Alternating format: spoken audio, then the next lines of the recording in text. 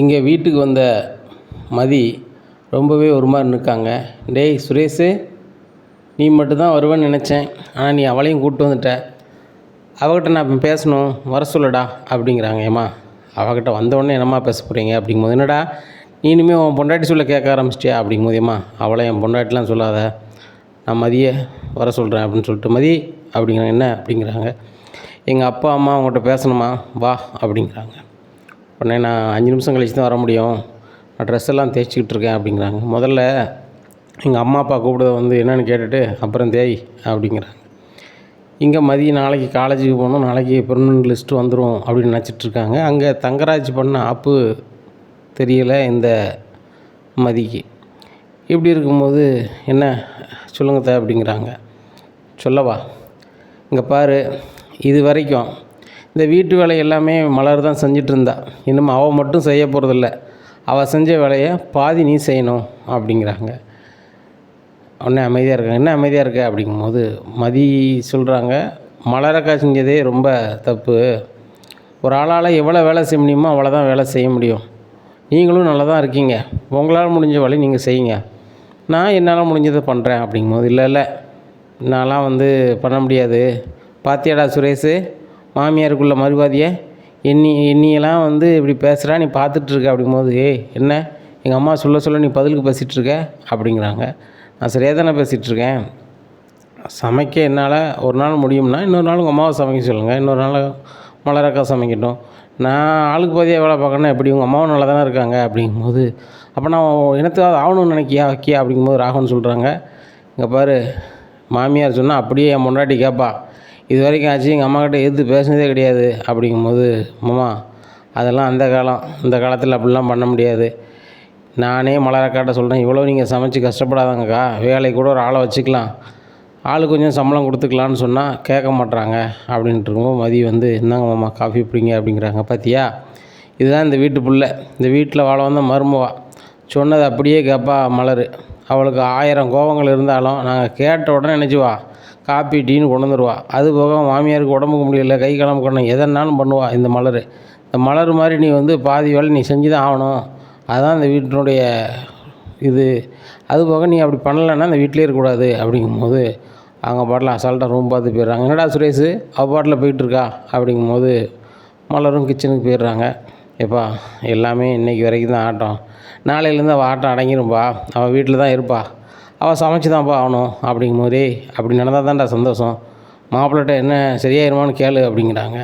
கேட்டுருவோம் அப்படின்னு சொல்லிட்டு, மாமா நீங்கள் காலேஜுக்கு போனீங்களா வச்சிங்களா அப்படிங்கும்போதே, காலேஜுக்கு போய் கரஸ்பாண்ட்ட பேசிட்டேன், அவங்க எல்லார்ட்டையும் சொல்லி நாளைக்கு லிஸ்ட்டில் பேர் வராது, அது போக வேலையை விட்டு நிப்பாட்டிடுவாங்க, வீட்டில் தான் இருப்பா அப்படிங்கும்போது, வீட்டில் தான் மாமா இருக்கணும், வீட்டில் தான் இருக்கணும், அப்பா அம்மா சொன்னால் அவள் சமைக்க மாட்றா வைக்க மாட்றா, கேட்டால் வேலைக்கு ஆள் வைங்க அப்படி இப்படின்னு பேசிகிட்ருக்கா அப்படிங்கிறாங்க. உடனே அதெல்லாம் மாறிண்டா, நாளைக்கு பாரு அப்படின்னுட்ருக்காங்க. இங்கே மதி வந்து தேய்ச்செல்லாம் முடிச்சுட்டு மலரை பார்க்க பக்கத்தில் வராங்க கிச்சனுக்கு. இவன் என்ன மதிட்டு என்ன பேச போகிறா அப்படின்னு சொல்லி உத்து பார்க்காங்க. பார்க்கும்போது, இங்கே பாரு மலருக்கா, நான் வந்து பேசுனது தப்பு தான், சுயமரியாதை அது இதுன்னு பேசிடக்கூடாது அப்படிங்கும்போது, எனக்கு அது இல்லைல்ல, அதை தானே சொல்லியிருக்கேன், நான் ஒன்றும் நினைக்கல, நான் உன்கிட்ட பேச விரும்பலை அப்படிங்கிறாக்கா. பேசுக்கா ப்ளீஸ்க்கா அப்படிங்கிறாங்க. ஒரு முக்கியமான விஷயம் அவன்கிட்ட சொல்லணுக்கா அப்படிங்கிறாங்க. இல்லை எதுவுமே என்கிட்ட சொல்ல வேண்டாம் அப்படிங்கும்போது, ஏன்க்கா அப்படி இருக்கீங்க, நாளைக்கு எனக்கு வேலையை பெர்மனன்ட் பண்ண போகிறாங்க, என்னை கூட பிறந்த அக்கா மாதிரி நினைக்க, நீங்கள் வந்து ஏன்க்கா அப்படி இருக்கீங்க அப்படிங்கும்போது, நீ அப்படி நினைக்க, அப்படி நினச்சிருந்தா நீ இப்படி சொல்லியிருக்க மாட்டல அப்படிங்கிறாங்க. அக்கா நான் சொல்லணும்னு சொல்லலக்கா, அப்படியே வந்துருச்சுக்கா அப்படிங்கிறாங்க. அங்கே பேசவே இல்லை. இங்கே ராஜலட்சுமிக்கு ரொம்ப சந்தோஷம், நம்ம சொன்ன மாதிரியே மலர் கேட்கா, பேசலை ரைட்டு அப்படின்னு சொல்லிட்டு, ஏங்க நம்ம சொன்ன மாதிரியே ஒரு வாட்டிக்கு 2 வாட்டி மதியை அலற விடுதாங்க நம்ம மலர் அப்படிங்கிறாங்க. அதானே நம்ம சொன்னால் அப்படியே கேட்பா, ஆனால் மதி வந்து மலர்கிட்ட பேசினா ரொம்ப நல்லது தான், இல்லை மதியை மாதிரி இந்த மலர் ஆக்கி விடுவா, நாளைக்கு ஒரு வேலை செய்ய முடியா அப்படின்னுட்டுருக்காங்க. ஏங்க எல்லாமே இன்றைக்கி மட்டும்தானாங்க, நாளைக்கு காலேஜுக்கு போவா, அதுக்கப்புறம் எல்லாம் சரி வந்துட போகுது அப்படிங்கிறாங்க. சரி அதுவும் நல்லது தான் அப்படிங்கிறாங்க. விடிஞ்சோன்னே இங்கே பிறப்பிட்டு காலேஜுக்கு போகிறாங்க. போகும்போதே அப்பா கால் பண்ணுறாங்க, என்ன மாதிரி இன்றைக்கி வேலை பெர்மனெண்ட் ஆயிரும்ல அப்படிங்கும்போது, அப்பா அப்படி தான்ப்பா சொன்னாங்க, இன்றைக்கி லிஸ்ட்டில் வந்துடும்பா, நாங்கள் பார்த்துட்டு உங்களுக்கு கால் பண்ணுறோம்பா அப்படிங்கிறாங்க. நீ கால் பண்ண வேண்டாமா, நானே காலேஜுக்கு தான் வரேன் அப்படின்னு சொல்லி அப்பாவுமே வந்துடுறாரு. இன்னும் சேர்ந்தே போகிறாங்க. அங்கே எல்லா ப்ரொஃபஸரும் மதியை பார்த்தோன்னே, எதுக்கும் கவலைப்படாத, எதுக்கும் கவலைப்படாத அப்படிங்கிறாங்க. எதுக்கு, என்ன விஷயம் அப்படிங்கிறாங்க. இல்லை, லிஸ்ட்டில் உன் பேர் தான் முதன்மையாக இருந்துச்சு, ஆனால் இப்போ வரல, அதான் என்ன வரும்னு எங்களுக்கே தெரியல அப்படின்னு சொல்லி எல்லோரும் இது பண்ணுறாங்க. அங்கே படிக்கிற பிள்ளைகள் பூராமே உங்கள் பேர் இல்லையே, உங்கள் பேர் இல்லையேன்னு சொல்லிட்டு போனோன்னே ஒன்றும் விடாமல் அப்படி நிற்காங்க போட்டுக்கிட்டு. உடனே பிரின்ஸிபாலை பார்க்க போகிறாங்க. ஏன் சார், நான் நல்லா தானே சார் வேலை பார்க்கேன், இங்கே பெர்மனன்ட் லிஸ்ட்டில் இருக்கவங்க எல்லாரோட நான் தானே சார் அதிக நாளாக வேலை பார்த்துருக்கேன், நல்ல வேலை பார்க்குறேன் நீங்களே சொல்லியிருக்கீங்க அப்படிங்கும் போதுமா, எதனாலும் கரஸ்பாண்ட்டை போய் பேசுமா அப்படிங்கிறாங்க. கரஸ்பாண்ட்டை போகிறாங்க. போயிட்டு, சார் நான் நல்லா தானே சார் வேலை பார்த்துருக்கேன், எதுக்கு சார் நீ பெர்மனன்ட் பண்ணல அப்படிங்கும் போதுமா, நீங்கள் வேலை பார்க்குறது உங்கள் வீட்டுக்கே பிடிக்கல, அதனால் இன்னையிலேருந்து நீங்கள் வேலைக்கு வர வேண்டாம் அப்படிங்கிறாங்க. சார் என்ன சார் சொல்கிறீங்க, எங்கள் வீட்டில் உள்ளவங்க யாருமே சொல்லலை சார், எங்கள் அம்மாவோ எங்கள் அப்பாவோ சொல்லலையே அப்படிங்கிறாங்க. ஏம்மா, உன் வீட்டுக்காரோட மாமா வந்தார், தங்கராஜ் வந்தார், அவர் இந்த ஏரியாவில் முக்கியமான ஆள், அவர் சொல்ல நம்ம மீறவே முடியாது. அதுபோக பெர்மனன்ட் லிஸ்ட்டில் நீ தான் முன்னாடி இருந்த, உனக்கு அப்புறம் இருக்கிறவங்களுக்கு எப்படியாவது வேலை கிடைக்குன்னு அவங்களும் இருந்துகிட்டு இருப்பாங்க.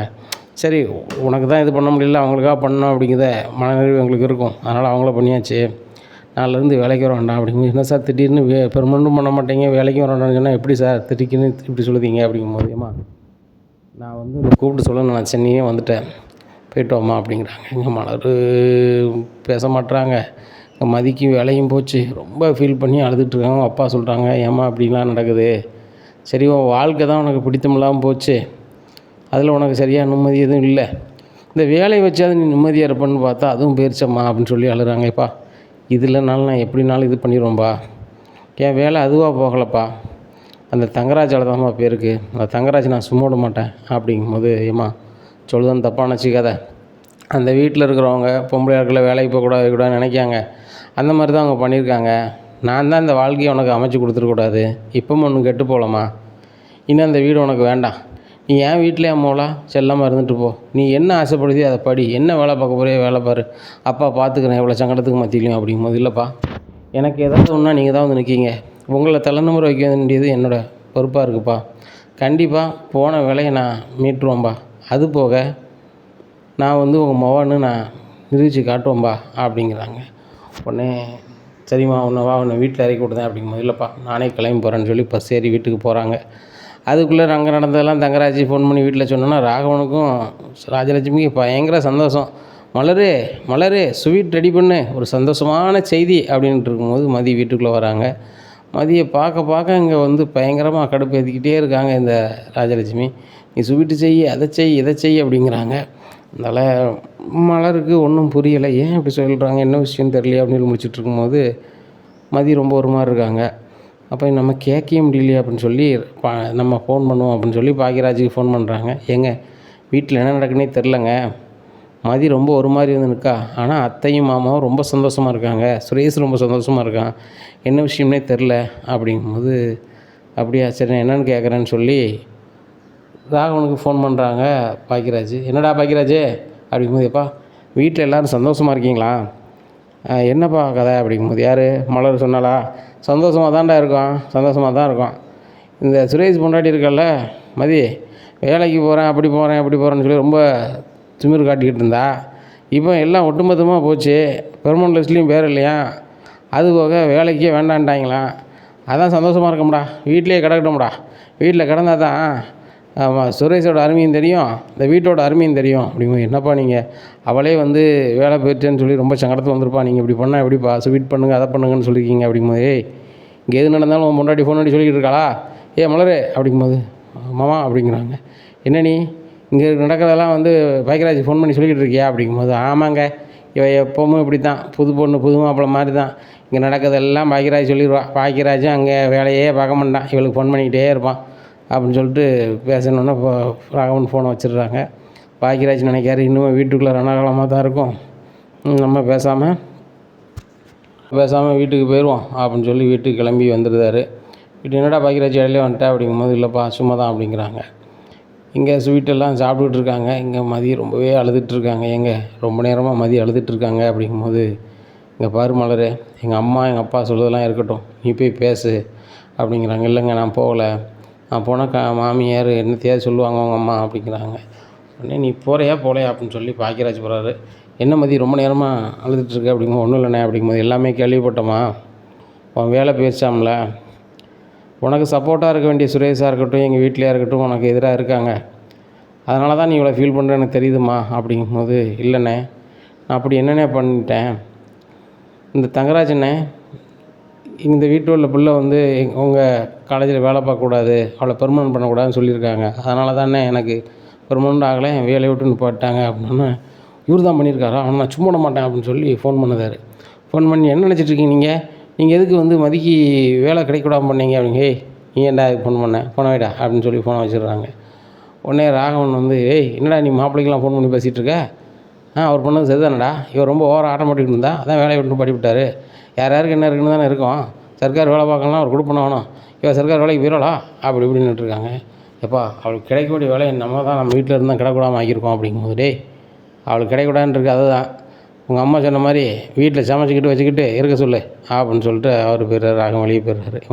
நீங்களா சொல்லக்கூடாதா அப்படிங்கும்போது, டேய் பாக்கியராஜ் இந்த வீட்டில் நீ தானே தப்பி பிறந்திருக்க, என்னடா நினச்சிக்கிட்டு இருக்க, இந்த வீட்டில் மலர் தான் இருக்கா, மலர் படிச்சிருக்கா, வேலைக்கு போகணும் வைக்கணும்னு சொல்லிக்கிட்டு இருக்காளா, வைக்கலல்ல, சோறுக்கதி வீட்டு புல்லுக்குட்டியை பார்த்துட்டு இருக்கலையா, அதை மாதிரி இந்த மாதிரி இருக்க மாட்டாளா அப்படிங்கிறாங்க. உடனே இங்கே பாக்கியராஜ் ரொம்ப ஒரு மாதிரி வந்து மலர் இனிமேலும் இப்படி இருந்தால் சரி வராது, நீ போய் பேசு, அந்த பிள்ளை ஒரு மாதிரி அழுதுகிட்டே இருக்குது, எதுவும் ஆயிருமோன்னு பார்க்க வேண்டியதாக இருக்குது அப்படிங்கும்போது, ஏங்க உங்கள் அம்மா இருக்காங்க, எனக்கு பேசணும்னு ஆசை தான், ஆனால் உங்கள் அம்மா இருக்காங்களே அப்படிங்கும்போது, சரி எங்கள் அம்மா வெளியே நைஸாக அனுப்புகிறேன் அப்படின்னு சொல்லிட்டு, ஏம்மா பக்கத்து கோயில் ஏதோ பூஜை நடக்கா, நீங்கள் போய்ட்டு வரீங்களா அப்படிங்கும்போது, எந்த கோயில்டா, இந்த கோயில் அப்படிங்கிறேன். சரி நான் போய்ட்டு வரேன் அப்படின்னு சொல்லி கோயிலுக்கு போகிறாங்க. அங்கே பூஜை எதுவும் இல்லை, சரி வந்துவிட்டோம் பிரகாரத்தை சுற்றிட்டு போவோம்னு சொல்லி சுற்றுவாங்க.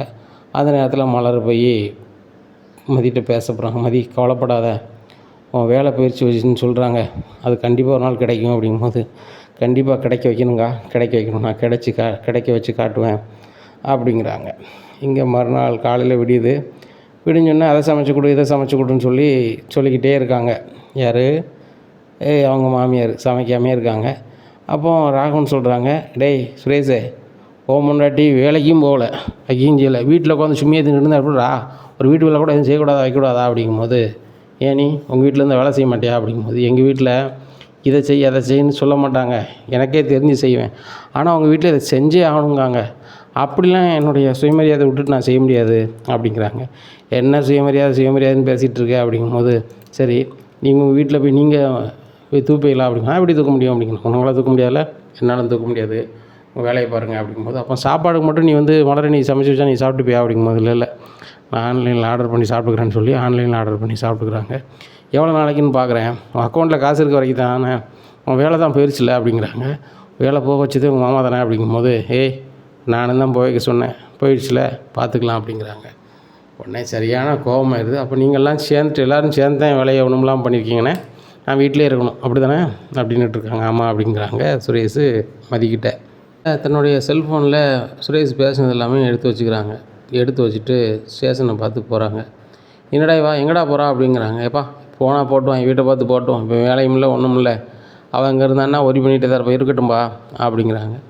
இவங்க நேராக ஆட்டோ பிடிச்சி ஸ்டேஷனுக்கே போயிடுதாங்க. சுரேஷ் ஒரு 1/2 மணி நேரம் கழித்து ஸ்டேஷனுக்கு போகணுன்னு போயிட்டு இருக்கும்போது, ஸ்டேஷன் வந்து கால் வருது, சார் உங்கள் வீட்டம்மா நம்ம இன்ஸை பார்க்கன்னு உட்காந்துட்ருக்காங்க சார். என்னது இன்ஸை பார்க்க மதி உட்காந்துட்ருக்காளா அப்படிங்கிறேன். ஆமாம் சார், என்னென்னு தெரில, கையில் ஏதோ செல்ஃபோன் வச்சுருக்காங்க, ரொம்ப கோவமாக இருக்காங்க அப்படிங்கும்போது, ஆகா நம்ம பேசுனது எதுவும் வீடியோ எடுத்துட்டாலா இல்லை ஆடியோ எடுத்துட்டாலா என்னென்னு தெரியலையே அப்படின்னு சொல்லி ஸ்டேஷனில் போய் என்ன பண்ணிகிட்ருக்க அப்படிங்கிறாங்க.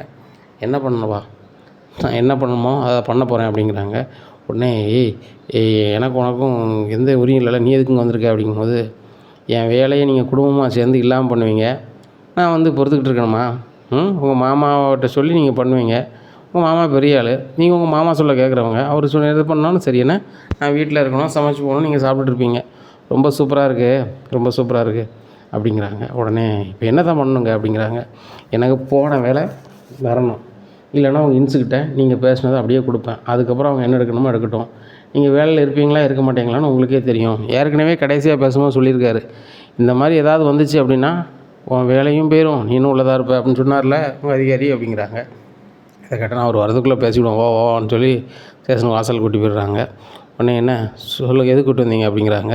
இப்போ நீ என்ன பண்ணணும்னு நினைக்க அப்படிங்கும்போது, உங்கள் மாமா இப்போவே கரஸ்பாண்ட் வீட்டுக்கு போய் நான் பண்ணது தப்பு தான், மதிக்கு வந்து வேலை பார்க்க தான் பிடிச்சிருக்கு, அவளை பெர்மனன்ட் பண்ணணும், மறுபடியும் லிஸ்ட்டில் அவள் பேர் வரணும் அப்படின்னு நீங்கள் சொல்லணும் அப்படிங்கும். அதெல்லாம் நடக்காது, எங்கள் மாமா சொல்லிட்டாங்க, இப்போ எப்படி எங்கள் மாமாட்ட சொல்லி போக முடியும் அப்படிங்கும்போது, அப்போ என்னாலையும் இங்கேருந்து போக முடியாது, உங்கள் வேலையும் சரி தான், உங்கள் வீட்டில் உள்ளவங்களும் சரி தான், எல்லோரும் உள்ளே தான் இருப்பீங்க, உங்கள் மாமா உட்பட அப்படிங்கிறாங்க. உடனே தங்கராஜுக்கு கால் பண்ணுறாங்க.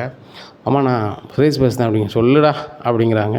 அம்மா அந்த மதி ஓவராக பண்ணுறா அப்படிங்க. டேய் இன்னுமே எப்படா ஓவராக பண்ணுவா, அதான் வேலையே போச்சு அப்படிங்க. வேலை போனால் நம்ம தான் வேலையை வந்து ஒன்றும்லாம் ஆக்கணும் வச்சோம்னு சொல்லி அவளுக்கு தெரிஞ்சிருச்சு அப்படிங்கும்போது, அதே எப்படா தெரியும், நான் ஏன் கரஸ்பாண்டர் பார்த்தது கரஸ்பாண்டர் சொல்ல மாட்டார், அப்புறம் எப்படி தெரியும் அப்படிங்கிறாங்க. உடனே இல்லைம்மா கரஸ்பாண்டரை பார்த்து பேசியிருக்கா, அவரும் சொல்லிட்டாரு, அது போக நாங்கள் பேசுனது அப்படியே அவர் வீடியோ எடுத்து வச்சுருக்கா, நம்ம எல்லோரும் சேர்ந்து தான் வேலையை ஒன்றுமெல்லாம் ஆக்கணும் வச்சோம்னு சொல்லி எடுத்து வச்சுருக்கா, அதை எடுத்து வச்சு என்னடா போகுது அப்படிங்கும்போது, எப்பா அம்மாமா எடுத்து வச்சா மட்டும் இல்லை, ஸ்டேஷனில் வந்து இருக்கா, என் வேலையை ஒன்றுமெல்லாம் ஆக்கணும், நம்ம எல்லாம் உள்ளே போகணும்னு நினைக்க அப்படிங்கும்போது, என்னடா சொல்கிற, நம்மளாம் உள்ளே போகணும்னு நினைக்கலாம், அதுபோக வேலையை கழிப்புன்னு நினைக்கலாம், இப்போ என்ன தான் பண்ணணுமாடா அப்படிங்கும்போது, எங்கள் ஆஃபீஸர் வர்றதுக்கு இன்னொரு 1 மணி நேரம் ஆகுமாம்மா, அதுக்கு முன்னக்கூட்டி நீங்கள் எப்படியாவது அந்த கரஸ்பாண்டரை பார்த்து பேசி மதிக்கு மறுபடியும் அந்த வேலையை அவளுக்கு ரெடி பண்ணி கொடுத்தா தான் வந்து அவள் விடுவாங்கம்மா அப்படிங்கிறாங்க. டேய் நான் அவர்கிட்ட அப்படி பேசியிருக்கேன், எப்படி அவர்கிட்ட போய் பேச முடியும் அப்படிங்கும்போது, என் மாமா வேறு வழி தெரில, என் வேலையை நான் காப்பாற்றணும்னா வேறு வழியில் மாமா அப்படிங்கும்போது, தங்கராஜ் நம்மளும் உள்ளே போக முடியாது, ஏகப்பட்ட பணத்தை ஃபைனான்ஸ் பண்ணியிருக்கோம், வச்சுருக்கோம், ஏகப்பட்ட கதை செஞ்சுருக்கோம், சுரேஷ் வேலையை வச்சு தான் நம்ம டக்காலிட்டி பண்ணிகிட்ருக்கோம், சுரேஷ் வேலையும் போய்ட்டால் என்ன பண்ண முடியும் அப்படின்னு சொல்லிட்டு நேராக கரஸ்பாண்ட் வீட்டுக்கு போகிறாங்க. என்னென்னங்க அன்றைக்கி தான் சொல்லிட்டீங்க உங்கள் பிள்ளை எங்கள் காலேஜில் வேலை பார்க்க உங்களுக்கு விருப்பம் இல்லை, வைக்கலன்னு சொல்லிட்டீங்க, நிப்பாட்டியாச்சு, பெர்மனன்ட் லிஸ்ட்டில் வரக்கூடாது, நீங்கள் வர வைக்கல, இப்போ என்ன வேணும் உங்களுக்கு அப்படிங்கிறாங்க. சார் நான் சொன்னதெல்லாம் தப்பு தான், அந்த பிள்ளைய மறுபடியும் பெர்மனன்ட் லிஸ்ட்டில் கொண்டு வரணும் வைக்கணும் அப்படிங்கும்போது, நீங்கள் நினச்சா பெர்மனன்ட் லிஸ்ட்டில் கொண்டு வரணும், வேண்டாம்னு செய்யணுமா, அதெல்லாம் தேவையில்லை அப்படிங்கும்போது, இல்லை சார் அந்த பிள்ளைக்கு விருப்பம் கிடையாது, நாங்கள் தான் வந்து இதை செஞ்சோம் அப்படிங்க. என்ன சொல்கிறீங்க அப்படிங்கிற. ஆமாம் அப்படிங்கிறாங்க. எனக்கே ஓரளவு தெரியுது, ஆனாலும் சரி இந்த ஊரில் நீங்கள் ஒரு முக்கியமான ஆளா அப்படிங்கிறதுனால நீங்கள் சொன்னதை நான் கேட்டேன், மறுபடியும் நான் பேசிகிட்டு இருக்க முடியாது அப்படிங்கும்போது, சார் நீங்கள் தான் கரஸ்பாண்ட், நீங்கள் பேசினா சரியாக வரும் சார், இந்த லிஸ்ட்டை மறுபடியும் போடுதுன்னு சொல்லுங்கள் சார் அப்படின்னு சொல்லிட்டு பேசுகிறாங்க. மதியமே நல்லா வேலை பார்க்குற பிள்ளை, சரி நான் பேசுகிறேன்னு சொல்லிட்டு யார்கிட்டலாம் பேசணுமோ அவங்கள்ட்ட கம்ப்ளீட்டு போகிறோம் பேசுகிறாங்க. பேசணும் சரி சார் அடுத்த லிஸ்ட்டு போடுவோம், அடுத்த லிஸ்ட்டில் மதி பேரை கொண்டு வந்துடுவோம் அப்படிங்கும்போது, அடுத்த லிஸ்ட்டை வந்து நாளைக்கே கொண்டு வரணும் அப்படிங்கிறாங்க. உடனே சரி ரைட்டு அப்படிங்கும்போது இங்கேருந்து தங்கராஜ் பேசுகிறாரு, டேய் ரெடி பண்ணியாச்சு, நாளைக்கு மதி பேர் வந்துடும், இப்போதைக்கு வீட்டுக்கு கூப்பிட்டு வா அப்படிங்கிறாங்க. அதெல்லாம் வீட்டுக்கு கூப்பிட்டு வந்துடுறாங்க. வீட்டுக்கு கூப்பிட்டு வந்தோன்னா, என்னடா நீ எங்கடா கூட்டி போயிட்டு வர அப்படிங்கும்போது, ஒன்றும்லாமா வந்துக்கிட்டு இருந்தேன், இவன் நடந்து வந்தால் தான் கூப்பிட்டு வந்தேன் அப்படிங்கும்போது, போனால் போட்டு நீ ஏன்டா அவளை கூப்பிட்டு வந்த அப்படிங்கிறாங்க. ஒன்றும்லம்மா அப்படின்னு சொல்லி ரூம் பார்த்து போயிடுறாங்க. இங்கே மதி இருக்க கடுப்பு தெரியாமல் ராஜலட்சுமி, இன்றைக்கி மலர் சமைக்க மாட்டா, அவளுக்கு உடம்புக்கு முடியல, நீ தான் சமைக்கணும் அப்படிங்கிறாங்க. அப்படியா அப்படிங்கிறாங்க. உடனே மலர் சொல்கிறாங்க, அத்தை எனக்கு உடம்புக்குலாம் சரியாக தான் இருக்குது அப்படிங்கும்போது, நீ காலை சமைச்சிட்டல, நைட்டு இவ தான் சமைக்கணும், நீ சமைக்க சொன்னாலும் நான் விட மாட்டேன், இவள் சமைக்கணும், எல்லோரும் திங்கணும் அப்படிங்கிறாங்க. இங்கே மதி சரியான கடுப்பில் இருக்க தெரிஞ்சாமல் தானே இவங்க சொல்லிக்கிட்டு இருக்காங்க. உடனே மதி போய் சமைக்கிறாங்க. அப்போ 2 குழம்பா வைக்காங்க. ஒன்று உப்பு அதிகமாக போட்டு ஒரு குழம்பு வைக்காங்க, உப்பு இல்லாமல் ஒரு குழம்பு வைக்காங்க. உப்பு அதிகமாக இருக்க குழம்ப ராஜலட்சுமிகிட்ட கொண்டு கொடுக்காங்க. ராஜலட்சுமி சரி அவள் எப்படி தான் வச்சுருக்கான்னு பார்ப்போம் அப்படின்னு சொல்லி ஊற்றி சாப்பிடுவாங்க. சாப்பிட்டோன்னா முடியல, ஏகப்பட்ட உப்பு போட்டிருக்காங்க.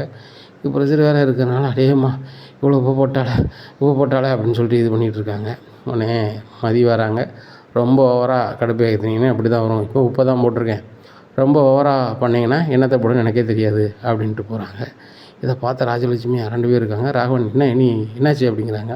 இவருக்கு ரொம்ப திமிருதாங்க, வேலை போனாலும் அடங்கலைங்க அப்படிங்கும்போது, வேலை அங்கே போயிருக்கு, போன வேலையை வர வைக்கிறதுக்கு எல்லா வேலையும் பார்த்துருக்கா அப்படிங்கும்போது, புரியலைங்க அப்படிங்கிறாங்க. சுரேஷ் ஆஃபீஸில் பார்க்க போயிருக்கா, அங்கே போய் இப்படிலாம் பண்ணியிருக்கா அப்படிங்கிறாங்க. எங்கே மதி இந்தளவுக்கு பண்ண ஆரம்பிச்சிட்டாளா அப்படிங்கும்போது, இங்கே பாரு இன்னும் மதிக்கிட்டே எதுவும் வச்சுக்காத, உனக்கு வேறு ப்ரெஷர் இருக்குது, நம்ம தேவையில்லாமல் உப்பு போட்டாங்க, நாளைக்கு எதையாவது போட்டு ஒன்றும் இல்லாமல் ஆக்கிட்டான்னா எனக்கு பொஞ்சாதின்னு இருக்கான் பேருவா நீ, அதனால் அவட கொஞ்சம் பார்த்துரு அப்படிங்கிறாங்க. எனக்கு மதிக்கிட்ட பேசுறதுக்கே ஒரு மாதிரி தாங்க இருக்குது அப்படிங்கிறாங்க. இனிமேல் மதியை வந்து நம்ம பார்த்து தான் இது பண்ணணும் அப்படின்னு சொல்லிட்டு 2 பேரும் பேசிகிட்டு இருக்காங்க. இங்கே மதி வைராக்கியமாக சாதிச்சதை அவங்க அப்பாட்ட ஃபோன் பண்ணி சொல்கிறாங்க. சரிம்மா நாளைக்கு எனக்கு ஃபோன் பண்ணு, அப்பா காலேஜுக்கு வரேன் அப்படிங்கிறாங்க. சரிப்பா அப்படிங்கிறாங்க.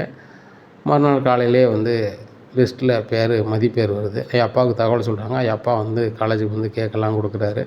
கொடுத்துட்டு கரஸ்பாண்டரை பார்த்து ரொம்ப நன்றி சொல்கிறாரு. நன்றி எனக்கு சொல்லாதீங்க, உங்கள் பொண்ணுக்கே சொல்லுங்கள், போன வேலையே உங்கள் பொண்ணு வர வச்சுருக்கான்னா சாதாரண விஷயம் கிடையாது, அதை செய்கிறதுக்கு கண்டிப்பாக ஒரு துணிச்சல் வேணும், அதை பண்ணியிருக்குது, நீங்கள் உங்கள் பொண்ணு நல்லா வளர்த்துருக்கீங்க, உங்கள் பொண்ணை வளர்த்ததுக்கு உங்களுக்கே பாராட்டு, உங்கள் பொண்ணை நீங்கள் பாராட்டுங்க அப்படிங்கிறாங்க. மதி உன்னை நல்லா வளர்த்துருக்குன்னு சொல்லிட்டு உங்கள் கரஸ்பாண்டே சொல்கிறாரு அப்படிங்கும்போது, எப்பா எனக்கு ரொம்ப பெருமையாக இருக்குப்பா, நீங்கள் நல்லா வளர்த்துருக்கீங்க, என்ன நானே பார்த்துக்குவோம்ப்பா, போன வேலையை நான் கொண்டு வந்துட்டேன், அதே மாதிரி என் வாழ்க்கை ஒன்றுமில்லாமல் போச்சு நீங்கள் நினச்சிட்ருக்கீங்க, அதையும் நான் சரி பண்ணிடுவேன்ப்பா, அதை சரி பண்ணிவிட்டு உங்களை நான் அன்னைக்கு பார்ப்போம்பா அப்படின்ட்டு மதி வீட்டை பார்த்து போகிறாங்க. இனி என்ன நடக்கும் அப்படிங்கிறத பொறுத்து பார்க்கலாம். நம்ம சேனல் நீங்கள் மறக்காமல் லைக் அண்ட் சப்ஸ்கிரைப் பண்ணுங்கள். நன்றி, வணக்கம்.